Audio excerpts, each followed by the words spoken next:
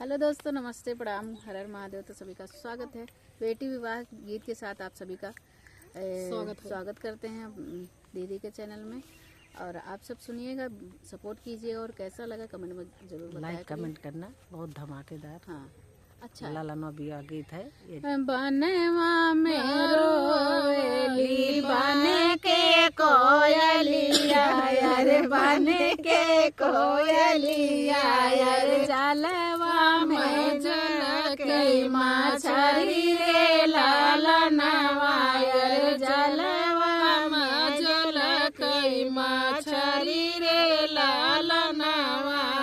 बेटी लइके रोवेला बेटी कई पापा, अरे बेटी कई पापा, अरे काई से करब कन्यादान रे लालनवा, अरे काई से करब कन्यादान रे लालनवा।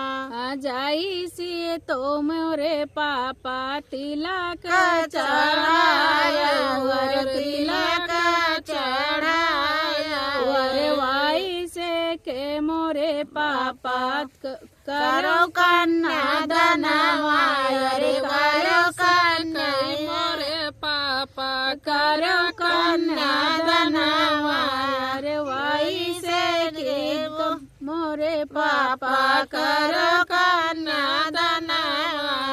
तिलक चढ़ावत बेटी कुछु ना बुझाइल, अरे कुछु ना बुझाइल, अरे धिया दान हमसे ना होई रे लालनवा, अरे धिया दान हमसे ना होई रे लालनवा।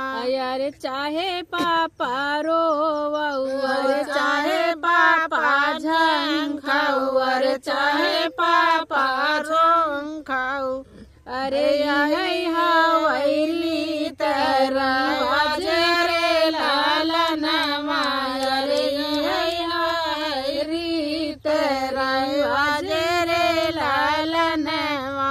अरे बनवा मरो बन के कोयलिया, अरे बन के कोयलिया, अरे जल